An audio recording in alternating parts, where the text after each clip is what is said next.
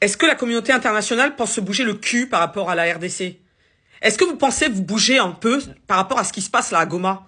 Est-ce que vous pensez qu'il y a assez de morts ou pas? Est-ce qu'il y a assez de violence ou pas? Il y a des V sur des femmes, sur des enfants. Il y a des assassinats dans des familles. On les oblige à regarder. Il y en a certains qu'on oblige de manger la chair de leur famille. Mais là, les gars, je sais même pas si on se rend compte.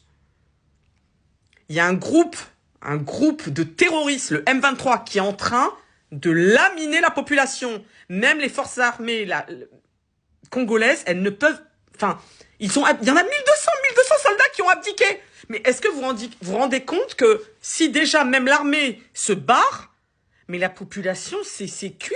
Vous n'allez pas me dire que les pays occidentaux, vous allez laisser faire, alors que les ressources que vous pillez, depuis des lustres, des décennies et des décennies et des décennies, qui vous servent pour vos business, pour les entreprises, pour que vous puissiez gagner de l'oseille, vous n'allez pas me dire que vous allez laisser faire cette atrocité, cette horreur. En même temps, vu ce qu'on voit que vous laissez faire à Gaza, au Liban, en Cisjordanie, on se dit, ouais, pourquoi pas. Par contre, l'Ukraine, là, par contre, il y a implication. Là, il y a implication. Mais là, c'est quoi? Faut les laisser se démerder, parce que je vois déjà le discours. Oh, mais c'est des Renois, c'est des Noirs. Allez, faut les laisser. Faut les laisser s'entretuer, c'est leur problème. C'est ça le problème. C'est ça le problème. Mais au-delà de ce problème, à qui ça sert tout ça? C'est qui derrière le M23? Qui finance le M23? Qui? On va pas me dire ces gens-là, tout seuls, hop, d'un coup, ils sont puissants comme ça. Qui est-ce qui finance ces gens-là? Et personne ne bouge, personne ne s'offusque, pas de prise de parole, on laisse faire. J'ai honte, je vous jure, j'ai honte. On pille leurs ressources, on va chez eux, on pille leurs ressources. Pourquoi? Pour que nous, on puisse bénéficier de nos téléphones, nos ordinateurs. Parce que sans ces ressources-là, il n'y a pas de téléphone, il n'y a pas d'ordinateur. Et pourtant, les gens, vous vous en battez la race. Moi, je le sais, certains, vous scrollez, vous voyez bien les vidéos sur le Congo. Vous voyez bien ce qui se passe. Mais vous en avez rien à foutre. Pas un mot, pas un